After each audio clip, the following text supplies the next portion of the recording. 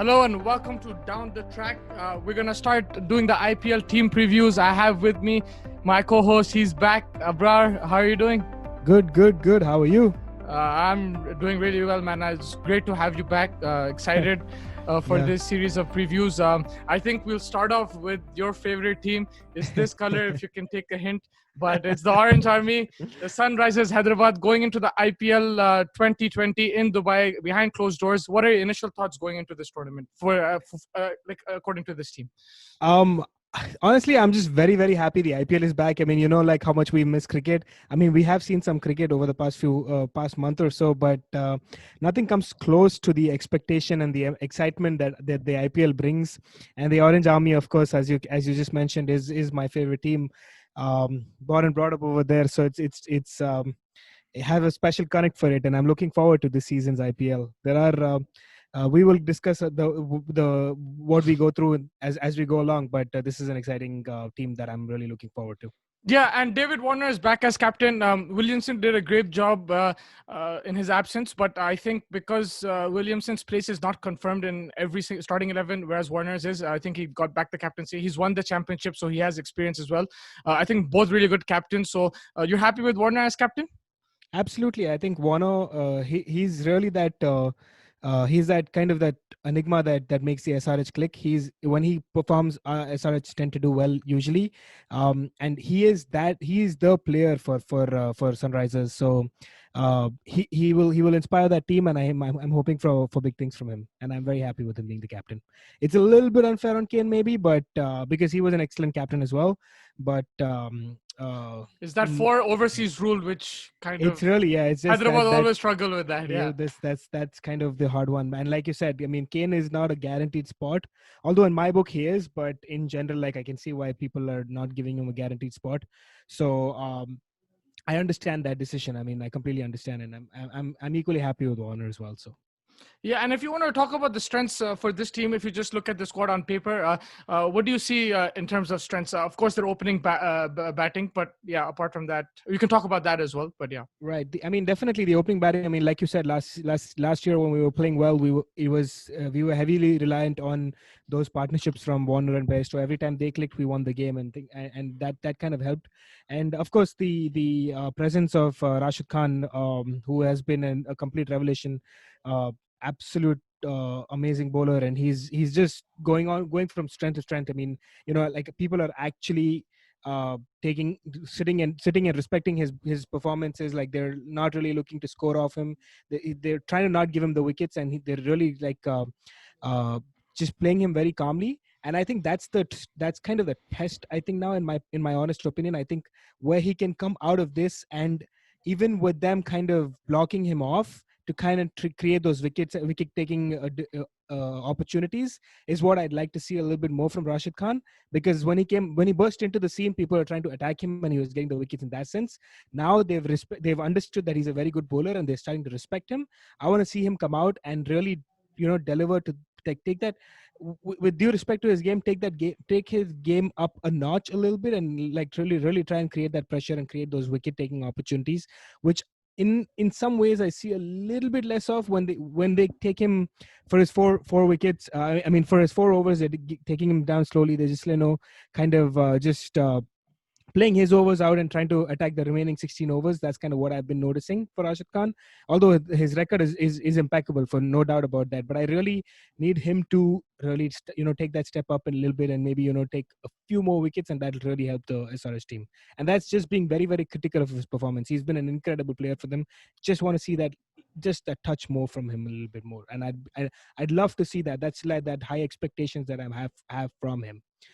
So yeah, that's what I'm looking for. That's one of the strengths. And then, of course, the Indian core of bowling that they have, which somewhat underperformed last year, and that's kind of what happened in terms of like us not making the finals, and not making the I mean, not winning, of course, but that lack of uh, of the wickets from the likes of Khalil Kaul, Sharma, and Bhuvi, of course. Bhuvi, who really has had a little bit of an underpower tournament last year. So if this core bowling unit can come up, and this core Indian bowlers that we have, if they can really come up with some goods, I think we have a very, very good chance this year. Yeah, that is a fantastic point about Rashid. And I was going to actually ask you because even in the CPL, if you look at his figures, his economy is brilliant, but there is a lack of wickets. He's getting one or two. He's Yeah, not getting those three first, four first, yeah, five first. But how much does that depend on the bowlers bowling with him? yeah, Like you saw last year, he was going 5, 6 and over, but then somebody like a Siddharth Cole who had an amazing first season, but last season he was leaking runs. Khalil also didn't hit his stride throughout the tournament.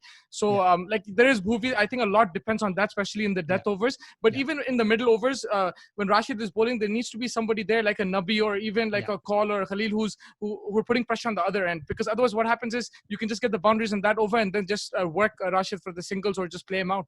Exactly, and that is partnership in bowling is something that they will have to work on, and I think that's where the think tank really needs to get in. And when he starts bowling his sixth, seventh, eighth over, when he comes in, they really need to keep the other end tight as well.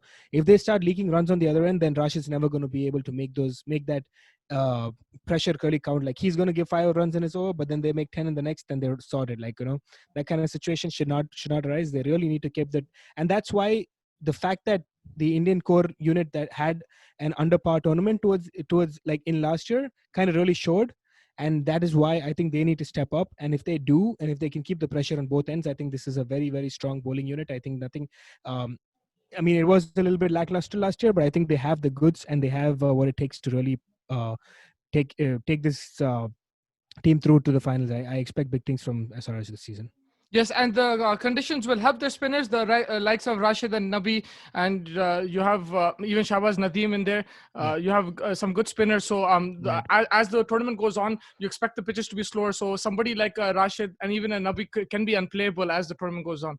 And that is something that I'm really banking on. I think that the team, like, I mean, the likes of Rashid, who's one of the best spinners out there at this moment, especially in T20 cricket. I mean, for him to really be fit and be available towards the end of the tournament will really have a lot to do with how SRH goes on and progresses into this tournament in the final stages.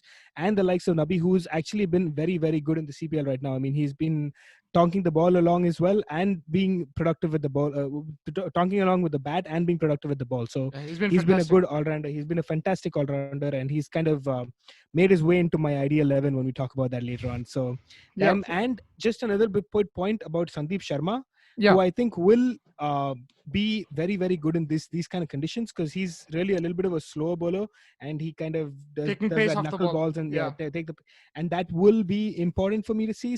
And I would personally play either Khalil or Cole because they bring that pace into the team, and then I will bank on the likes of Sharma and Bhuvi to really change the pace up in the, like, take the pace off and bowl those little bit faster ones, and kind of like work around that, because those are the conditions that will really suit this the bowling, especially as soon as the latter stages of the tournament, and that'll be something fun to see if they can really make the most of it. Yeah, and if you look at the batting, we've already touched on Bairstow and Warner, but these pitches, like you said, they're going to be slow, right? So Yeah, in India, we've seen, like, even in Hyderabad, even in Bangalore, you could also say in Rajasthan as well. And there are some pitches where the ball comes onto the bat, and it yeah, helps the likes of Warner and Bairstow. But right. here, do you think they'll have to adjust their game, especially the openers? Probably in the first few games they'll play the natural game, but then as the tournament goes on, Warner probably has the skill, but even Bairstow will have to probably adjust, like, according to the situation, because I'm sure opposition attacks will captains will bring in the spinners early on as the pitches wear out. 100%. I think a lot will have to do with how these teams perform in the latter stages towards the second half of the tournament, because the first half, the fresh pitches will be fresh. There will be more, like, they'll probably play in 2 3 different pitches, so there'll be that freshness in the pitches that will make the ball come onto the bat. So, like, there will be high scoring games, I'm assuming, at least in the beginning. But as the season progresses, I honestly think that the games will start becoming lower scoring games, and the guys who can actually make the most out of that, and, like, adjust their skill sets in terms of trying to play in that lower, like, pacing their innings, making sure they get those runs on the board, or being able to even chase for that matter, will really really be very very vital in terms of how teams perform. And I think that will be very important. And for that reason, I honestly think that maybe we start off with Besto, but I think at some point Kane will play a very very important role in our team. I Excellent think point. because he has a lot of skill sets to be able to, like, really perform at a high level in those kind of situations. So that's something I've kind of mentioned in my notes. When we talk about ideal 11, I will go over that. But I Yeah. think that will a lot of thing will have to, maybe it will be a hard choice to drop Bairstow, but I think Kane will do a better job towards the second half at least of the season, and we'll see how that goes. But that's just my opinion on it. And how crucial will be the roles of the likes of Manish Pandey and Vijay Shankar? We've seen Sunrisers struggle in the middle order. This year they do have finishers in the likes of Nabi. Even Rashid can come and tonk it. But Yeah. the middle overs is where they do win and lose games. If Warner and Best are going all guns blazing, then it's the game's in the bag. But like for 2-3 wickets at the top of the order, if they're out, how much pressure will be on these two, and what are you expecting from these two? They're key players in this 11, in this squad. Yeah, I think these two are the most key players in this team. I mean, there's if these two can perform to a level and achieve a little bit of a consistency in terms of batting, and Shankar maybe giving us a couple of overs as well, then I think SRH will go on to go into the final stages of the tournament. If these two don't perform, I don't see a chance. I think, Yeah. like, as much as there is dependency on Warner and Bairstow, I think the fact that these two come in and they have had a little bit of a mediocre tournament over the past 2 seasons, we really haven't seen them really fly. Both of them have incredible talent, in my opinion. Especially Manish Pandey, he's been around white ball cricket. He's been playing for India in the 50 over format as well, and in 20 over format as well. And Vijay Shankar kind of made the World Cup team. He's shown some real skills, but he hasn't really backed that up a little bit. It's a little bit harsh, but I mean, it is what is it is what it is, right? It's unfortunate, but these two players, I think, hold the key. If these two can perform, I think that Sunrisers have a great chance. It's very, very vital. I think these are my two key players in the team right now. Yeah, and what are your thoughts on the change of management in the head coach? Tom Moody, in the last 4 years, has got Sunrisers to consecutive playoffs, and he's won a title as well Yeah, as coach. Trevor Bayliss, he has an amazing record. He's yeah. part of that Owen Morgan's squad, England Yeah. squad, which transformed the ODI cricket. But And the Kolkata victory and as well. and the Kolkata as well. Yeah. He's the coach. So uh, like a bit harsh on Moody because he was very successful with Sunrisers. But are you happy with this appointment? And what are you expecting from him? What role do you think he's going to play in this tournament? Honestly, I was shocked when Moody got sacked. I did not see that coming. But that was in with due respect to Moody, I think that was a ruthless call by the management. I think by the owners. I mean, like, a coach They that want has a title. actually, yeah, the coach that has actually done a decent job over the past 4 years with the Sunrisers. He's won the tournament. He's made playoffs every single 16, 17, 18, and 19. They made the playoffs. They won in 16. This is a very decent record for a team, for a franchise, right? It's actually brilliant. Apart from Chennai, you don't see many teams doing that. Mumbai win, and then next They season they just don't even completely make the go out. playoffs. Yeah. Exactly. So apart from Chennai, I think Sunrisers have been the most consistent team in the last 4 years. So Exactly, and that's why it was so surprising when Moody got sacked. But they went, if, with due respect again to Moody, I think they went a notch above him, right? With Trevor Bayliss actually he's performed for Kolkata, he's performed for England, he's performed for Sydney. He's gone out there and he's proved himself as one of the best white ball coaches out there, right? He's really gone out. He's won titles. He has that backing, and Brad and Haddon as his assistant also is a very good signing. I think he's really, I believe, man managing the team very well. So that's kind of the assistant coach role also is looking good. I think this is a very, very ruthless call by the owners, and I'm very, very glad to see that. It's just very heartwarming to see something like that happen. To definitely. take a good manager, to remove a good coach to get him just a notch above, that's beautiful. And let's see how it works out. We'll have to see. And if they do bring the title home, I mean, it's a perfect call, right? But if they don't, and if they don't make the playoffs, then a lot of questions will be asked. A lot, yeah, especially if they don't make the playoffs. So there'll be a lot of pressure on Trevor Bayliss, but I think, Yeah. like you said, he's done it everywhere. So I think he'll be confident going into this Yeah. tournament. And okay, now let's go into the ideal 11. What are your thoughts? You can take us through your ideal strongest 11. Initially, they might miss the likes of Bairstow and Warner, but once the tournament's in, like in the main games, what with the full squad, I mean, Yeah. what 11 are you expecting? So I have a surprise or two for you over here. Maybe you won't be expecting a couple of the names that I brought out. So I will go. I have one as well. If we might both have the same guy, but let's go. I think we will, because we've discussed about him. Yeah. So I'm gonna go in my top order. I'm gonna throw in a surprise here. I'm gonna go with David Warner and Riddhiman Saha as my opening pair. Oh wow. Okay. Yeah, I just because As I your need that ideal wicket 11, keeper even with Bairstow fit. with best of it. Yes, I'm gonna go with this because I'm just banking on the fact that Besto hasn't been having the greatest of the season since the lockdown has come back as well. He hasn't been actually he did score a 50 yesterday, but I think he's been a little bit lackluster in terms of form. So and I just feel that in these slow UAE pitches, he might not be as effective because he likes the ball coming onto the bat, and he might struggle. So, in my opinion, this is a very harsh call, but I just want to go based off of what I feel, and this is just a personal opinion. Of course, I will not be surprised one bit if Besto does make the team, but I just something that I feel that will be better. And like I said, mentioned a little bit earlier as well, I need to make space for Kane in the team, and that's why I'm bringing in Saha at your number 1 and 2, and then I bring in Kane at 3. So that's my top three, and then I have Pandey at 4, Shankar at 5, and then my final fancy one is Abdul Samad at 6 because he's been tonking the ball around really well, and he's a youngster. He's an exciting cricketer, so I will have. Go Just to ahead. mention, he has the highest strike rate in the Ranji Trophy last season, and he had the most sixes as well.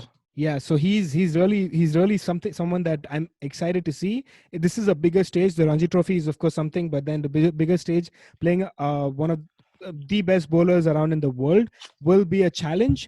But I have a feeling that if he can be coached well, and if he can really be, it can be one of those inspired moves by Sunrisers to really throw him in there at number 6 as one of your finishers. And if he gets going, you never know. I mean, he can be one of those finds for this year's IPL, and I'm really excited to see this young kid go out and really perform for He's worked a Sunrisers. lot with Irfan Pathan as well. Yeah, absolutely. I'm very excited to see him, and I'm hoping for big things from this young kid. And the toss up at number 7 will be between Fabian Allen and Nabi, but I will go with Nabi because of his performance at the CPL. And if there is, if for example that doesn't work out, then there's the Straight likes of swap. Fabian, yeah, straight swap for Fabian Allen maybe come through. Allen is a gun fielder, excellent fielder, probably Exactly. the best in the squad. And an excellent finisher as well. Like he Yeah. really can tonk the ball hard, so but I would choose Nabi only because of his experience and the fact that he gives you 4 very good overs of bowling, and that's something that is very important because he's at number 7 for us. Because apart from that, in our top 6 there's only Shankar who can give us an over or two, so I really need the 5 bowlers to be strong. So that's why I want Nabi. And then of course we go with Rashid, Bhuvi, Sandeep Sharma, and Khalil. That would be my 11. All right. So okay, fine. So Yeah, that's you're going with two spinners in your team. 2 spinners, and then if you really the slow pitches are really slowing down, then we have the likes of Shahbaz Nadeem that might be able to come in as well. Shahbaz And Nadeem, yeah. we'll have to get rid of either of Khalil or Sandeep for that position. But this is my ideal 11. This is my 11 that I would go with as the team that plays more games out of the 14 that we have. And of Mhm. course, if you progress on to the later stages, then that Mhm. as well. The thing is, like, you make excellent points, and I rate Williamson as probably one of the best players in this team. But I just think the partnership that Warner and Bresto had last year, if they can just continue that, you saw the Yeah, chemistry, the yeah, running between the wickets. yeah, I don't know with Saha if Warner will have the same kind of chemistry. If it works, it works. But I just feel that try it out for the first 3-4 games, yeah, Warner and Bairstow, and I would put Saha one down, and then from there I think you can change it up. If Bairstow doesn't perform, then you bring in Williamson at a yeah. straight swap.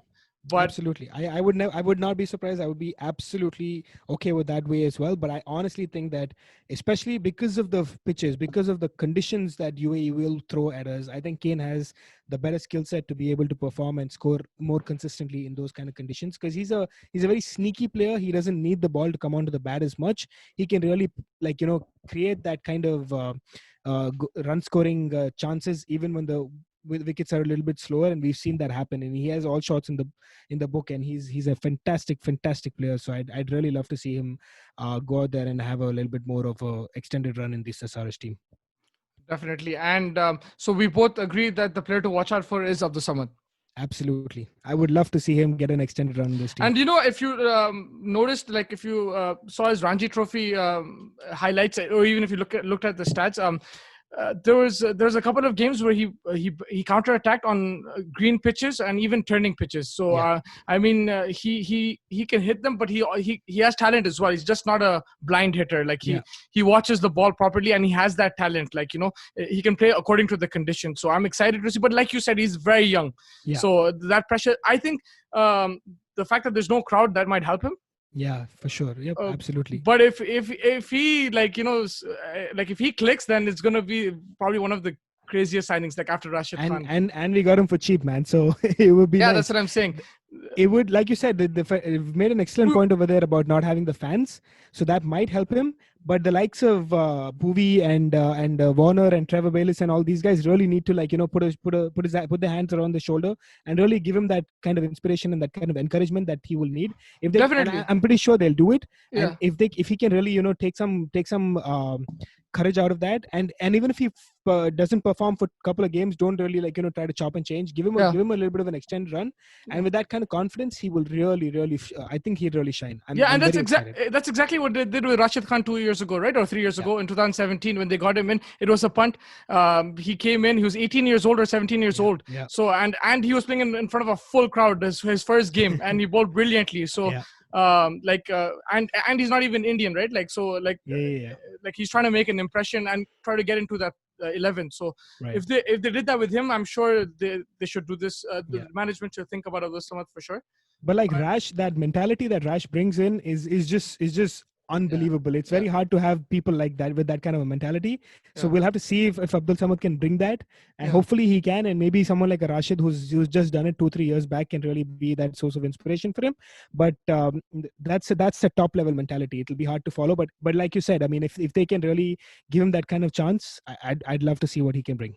Yeah, and you have some decent under 19 players as well who might get a run in. Like, if like people don't perform, you have Virat Singh. Virat Singh. Yep. You also have Priyam Garg, the captain of the under 19 team, which just made the final this at the beginning of this year. So they have some decent backup. Like, I wouldn't say it's like solid, but it's still something, right? Like, no, absolutely, and that's going to be the important, like the kind of depth that they need. I mean, especially like, let's say for example, the Saha isn't working out, for whatever reason, like you want someone a little bit like a Virat Singh to kind of come in and open the innings, but they're going to need a wicket keeper. They're going to have to figure it out. Like, they might need to maybe remove Samad and Saha and bring in maybe Shrivats Goswami is there, and there's a couple players like that. But I'm pretty happy with the level of Indian backup we have.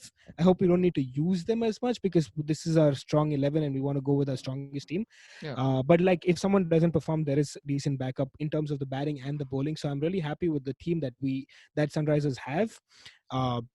I mean, like all 8 teams are absolutely bang on amazing on paper. It's just going to be the who performs slightly better on the day that will really make the team. But as a fan, maybe a little bit biased, but I really think that Sunrisers will make the playoffs this season. Yeah, because their squad looks overall, if you look at their squad, like all the squads are like equally balanced. But if you look at from position to position, they have all bases covered. Like, some teams like Mumbai don't have as many spinners. Some teams lack in fast bowlers. Some teams lack in the middle order or in the opening. Like, I think in terms of opening, they have the best opening pair in the IPL.